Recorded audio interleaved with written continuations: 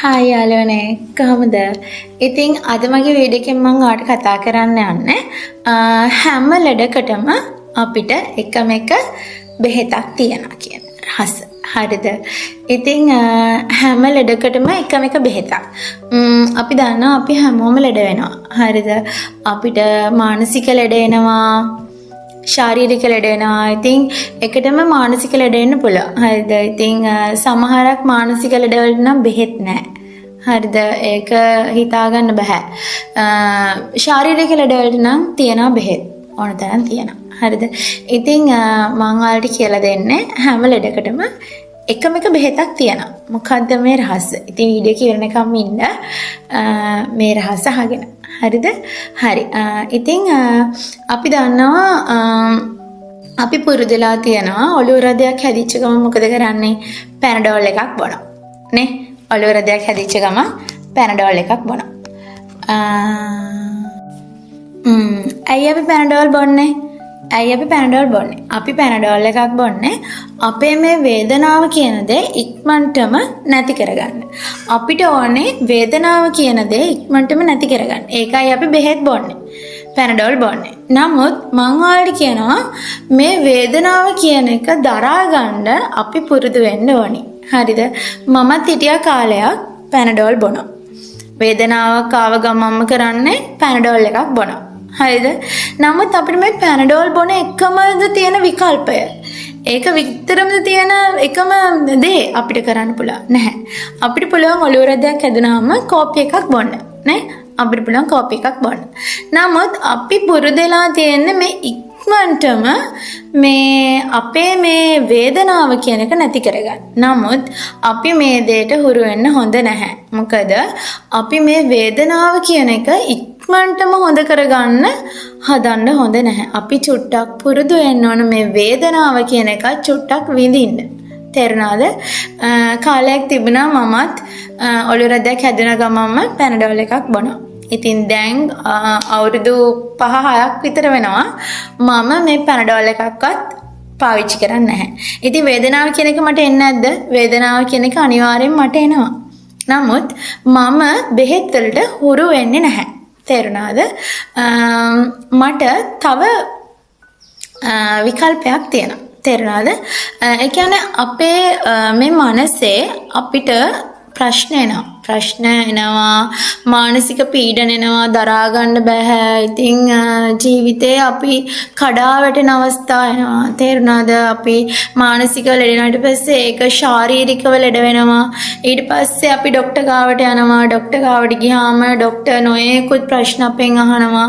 අහලා අපිට බෙහෙත් ලියලා දෙනවා. අපි ඒ බෙහෙත් බොනවා. සමහරක් වෙලාවට ඒත් හොඳ වෙන්නේ නැහැ. එක්කෝ තව ડોක්ටර් කෙනෙක් ගාවට යනවා. එක්ක ඒ ડોක්ටරට ගිහිල්ලා ඔක්කොම කියනවා ඊට පස්සේ එයාත් බෙහෙත් දෙනවා ඊට පස්සේ ඒව බොනවා ඔන්න ඒත් හරියන්නේ නැහැ. එතකොට අපිට මේ ජීවිතේ ලෙඩ වෙන්නේ නැතුව ජීවත් වෙන්න පුළුවන්. මං ඉන්නේ. හරි. එහෙම නෙවෙයි අපිට ලෙඩ කියන දේවල් එනවා ජීවිතේ. ඉතින් නමුත් අපි පරිස්සම් වෙන්න ඕන කෑමෙන් විතරක් නෙවෙයි. මේ මනසිනුත් අපි පරිස්සම් වෙන්න ඕනි. ඉතින් මම ඔයාලට කියන්න යන්නේ මේ අපි දරා ගැනීම පුරුදු වෙන්න ඕනි. මේ හැම දෙයකම බෙහෙත් බීලා ඒ වේදනාවල් ඒව නැති කරගන්න එක නෙවෙයි. අපි බෙහෙත් වලට හුරු වෙන්නේ නැතුව අපි බලන්න ඕනි මේ වේදනාව දරාගෙන අපි වෙන විකල්පයකට යන්න. තේරුණාද? ඉතින් මම දන්න හොඳම විකල්පේ රහස තමයි හැම ලෙඩකටම තියෙන එකම බෙහෙත තමයි මෙන්න මේක. හරිද? ශුද්ධ බයිබලයේ ජේසුස් වහන්සේ අපිට කියලා දීලා තියෙනවා හැම ලෙඩකටම එකම බෙහෙත තමයි මේ දේව වචනය කියන එක. ජේසුස් වහන්සේගේ වචනය කියන එක. තේරුණාද? මේ ජේසුස් වහන්සේගේ වචනයෙන් අපිට පුළුවන් අපේ මානසික, ආත්මික, ශාරීරික ඕනම ලෙඩක් නැති කරගන්න. සතුටින් මේ ජීවිතේ ගත කරන්න. ඉතින් ඔයත් කැමති නම් සතුටින් සමාදානයෙන් කිසිම ලෙඩක් දුකක් නැතුව හැමදාම hina වෙලා ඉන්න. ඉතින් ඔයාට පුළුවන් මේ ජේසුස් වහන්සේ ගැන හොයලා බලන්න. ජේසුස් වහන්සේ ගැන මේ බයිබලයේ තියෙනවා විස්තර දැනගන්න පුළුවන්. ඉතින් කියවන්න පුළුවන් අපිට ගොඩාක් දේවල් ජීවිතේ දැනගන්න පුළුවනි. ඉගෙන ගන්න පුළුවනි. සතුටින් ඉන්න පුළුවනි. මේ ජේසුස් වහන්සේ අපි අනුගමනය කරනවා නම්. හරිද? හරි. ඉතින්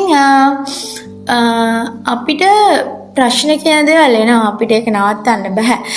ප්‍රශ්න වලින් තමයි අපි සමහරක් වෙලාවට මිනිස්සු කොයි වගේද කියලා අඳුනගන්නේ. නේද? අපිට තේරෙන්නේ නැහැ. නමුත් අපි විශ්වාස කරනවා මේ සුද්ධ බයිබලයේ කියන දෙවියන් වහන්සේ ගැන. ඉතින් දෙවියන් වහන්සේ හැමදේම අපි ගැන දන්නවා කියනවා. අපි ආවට ඉන්න මිනිස්සු ගැන දන්නවා කියන මේ ලෝකේ දෙවියන් වහන්සේම අවලා තියනවා කියන. ඉතින් හැමදේම මේ දෙවියන් වහන්සේ අපි ගැන දන්නවා කියනවා. ඉතින් ප්‍රශ්න එනකොට ගොඩක් අය බයයි. ලෙඩ රෝගේ හැදෙනවට ගොඩක් අය බයයි. ඉතින් මේ හැම දෙයකින්ම අපිට ජීවිතේ ජය ගන්න පුළුවනි. ඉතින් ලෙඩ රෝග කියන එක සහ ප්‍රශ්න කියන එක දෙවියන් වහන්සේ අපිට පෙන්නනවා දීලා බය වෙන්න ඕනේ නැහැ. ඒක අපිට පෙන්නනවා මේ ප්‍රශ්න කියන දේවල් වලින් අපිට පුළුවන් මිනිස්සුන් හඳුනගන්න. මිනිස්සු හැසිරෙන විදිහ ප්‍රශ්නට උදව් කරන්නේ කවුද? උදව් කරන්නේ නැත්තේ කවුද? මේ දේවල් අපිට දැනගන්න පුළුවන්. තේරුණාද? ඉතින් ඔයාලම කතාවක් කියන්න. මේ දවසක් මොනවාද සෙල්ලම් බඩුවක් තියනවා දැන්. හරිද? ඒක charge කරන්න මේ මම දන්නේ නැහැ. හරිද? පස්සේ මම දැන් try කරනවා charge කරන්න. හරිද? මේ ඒකේ මේ කොලේකුත් දීලා තියෙනවා ඒක charge කරන විදිහ. ඒත් මම බැලුවට ඒත් මට තේරෙන්නේ නැහැ මේ මම ඒකේ බැටරියක් තිබ්බා. මම බැටරිය ගලවලා පැත්තකින් තියලා මේ මම charge එක ගහනවා ඒ කාර් එකට ඒක මේ charge වෙන්නේ නැහැ. හරිද? ඊට පස්සේ මේ මට මගේ යාළුවෙක් කිව්වා මේ ඔහොම නෙමෙයිනේ ඔක කරන්නේ මෙහෙම මේ charge කරන්නේ මේ බැටරිය තමයි charge කරන්න ඕනේ. බැටරිය මේ කාර් එකෙන් ගලවලා අරගෙන මේ බැටරිය තමයි charge කරන්න ඕනේ. මේ බැටරිය වෙනම charge කරලා ඉවර වෙලා ඊට පස්සේ බැටරිය ආයේ මේ කාර් එකට දැම්මාම තමයි මේ කාර් එක වැඩ කරන්නේ කියලා. තේරුණාද? එතකොට අන්න ඒ වගේ දෙයක් තමයි යාළුවනේ මේ අපි අපේ මේ මොලේ කියන දේ අපි පොඩ්ඩක් charge කරගන්න ඕනි. හොඳ කරුණු වලින් අපි පුරව ගන්න ඕනි. තේරුණාද? එහෙම නැති වුණොත් තමයි අපේ මේ ශරීරය කියන දේ ලෙඩ වෙන්නේ. තේරුණාද? ඒ කියන්නේ සමහර මිනිස්සු ලෙඩ වෙනවා මේ ඒගොල්ලෝ ඔලුවට දාගෙන තියෙන සිතුවිලි ඔලුවට දාගෙන තියෙන එක කෙනා කියපු දේවල් වලින් එක දේවල් වලින් මේ ඔලුව මේවා කරගත්තාම ඒවා කල්පනා කරලා සහ ඒ දාගන්න තොරතුරු වලින් තමයි මනස මේ ලෙඩ වෙන්නේ. මනස විකෘති වෙන්නේ. එතකොට අපි දාගන්න ඕනේ හොඳ තොරතුරු, හොඳ සිතුවිලි වලින් තමයි අපේ ශරීරය ලස්සන කරන්නේ. අපේ ශරීරය ප්‍රාණවත් කරන්නේ. අපේ ශරීරය ධනාත්මක සිතුවිලි දාගන්න කියන්නේ ඒකනේ positive mind එකෙන් හිටියොත් තමයි අපිට පුළුවන් වෙන හැමදේම hina වෙලා ජය ගන්න, හැමෝම එකම සතුටින් ආදරෙන් ගත කරන්න, හැමදේම පුළුවන් යන්නේ මේ ධනාත්මක සිතුවිලි දාගත්තා. ඉතින් මම කියවනේ හැම ලෙඩකටම එකම එක බෙහෙතක් තියනවා කියලා. ඒ තමයි ජේසුස් වහන්සේ. ඉතින් මේ ජේසුස් වහන්සේගේ වචන කියවනකොට අපේ හිතට ගත්තට මාර සහනයක් දැනෙනවා.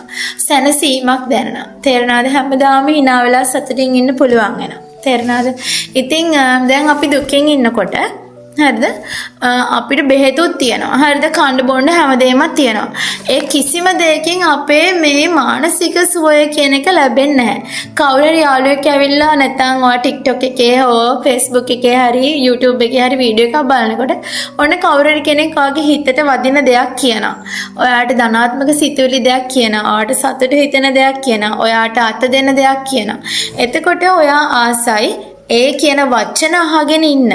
තේරෙනවද? ඔයාට කවුරුත් ආදරේ නැහැ කියලා හිතනකොට ඔයා මොකද කරන්නේ? ඉතින් මම කරපු දේ තමයි මේ ජේසුස් වහන්සේ කියලා දීලා තියෙන වචන කියවන එක. තේරෙනවද? මේ වචන කියවනකොට හිතට පුදුම සහනයක් දැනෙනවා. බිය නොවන්න. මම ඔබ සමග සිටිමි. එහෙම වචන කියනකොට මාර සතුටක් දැනෙනවා. ඒ කියන්නේ අපිත් එක්ක ජේසුස් වහන්සේ ඉන්නවා, දෙවියන් වහන්සේ ඉන්නවා කියලා අපිට දැනනකොට. හරි?